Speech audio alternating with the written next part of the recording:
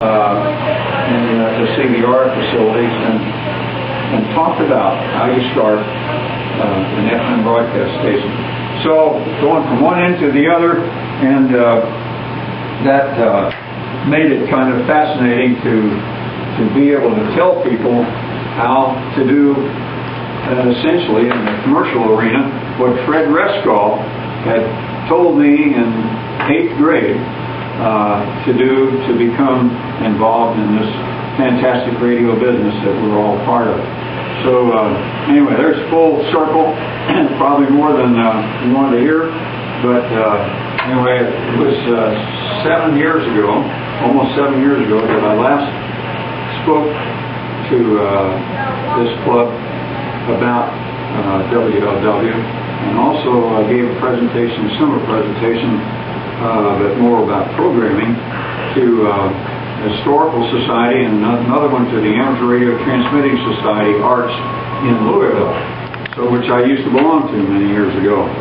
So in any event, if you have any questions, I'd be glad to try to handle it as best I can before it's time for dinner tonight.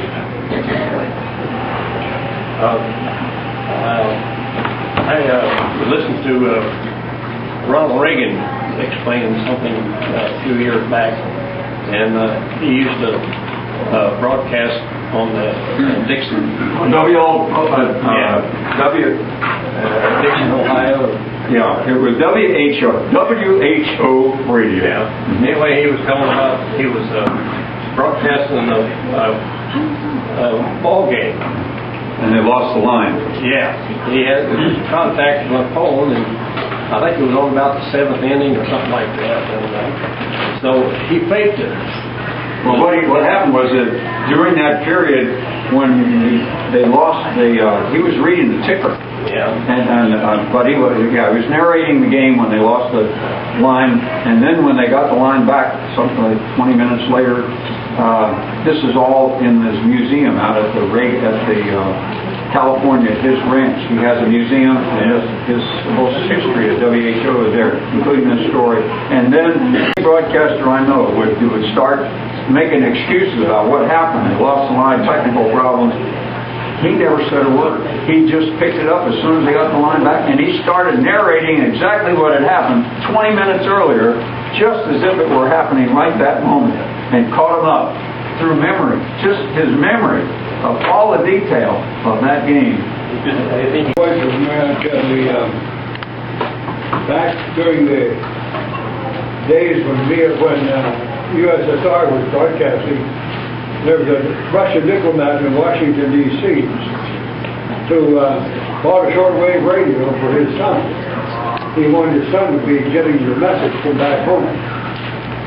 So he bought this shortwave radio, showed him how to use it, so I know this kid, pretty sharp kid, and he started playing around. He started listening to the international missionary station HCJD from Quito, Ecuador. And how much you listened, I don't know.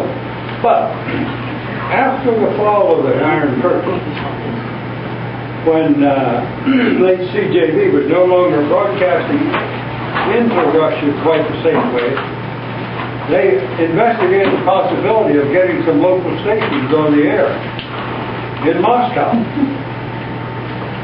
And when they checked into the frequency division, who is in charge of the frequencies? But this kid who used to listen to HCJB on his dad's on his radio in Washington, D.C., now in charge of the frequencies in Moscow. So he gives them the frequency. Maybe got things to work out again. Yeah. In fact, when the Soviet Union was still in existence, one of the big problems we had with Voice of America was jamming. And they actually ran transmitters to jam our frequencies and modulated them with all kinds of racket on there. Some of you remember listening to 40 meters, you hear some of the shortwave stations on there. The Woodpecker?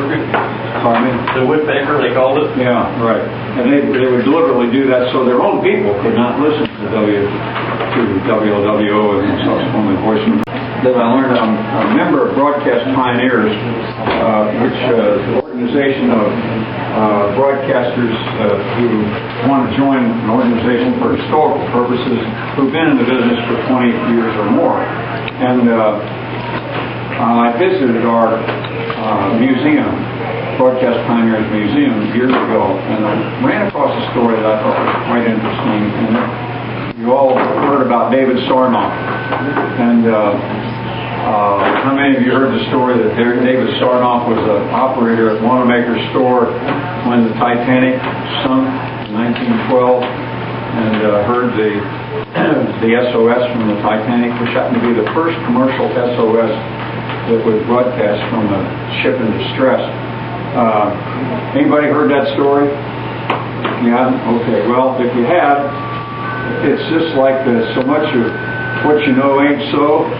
At the Broadcast Museum, David Sarnoff, the communications empire giant, and it pointed out that Sarnoff was claimed to have been the person to receive the SOS from the Titanic.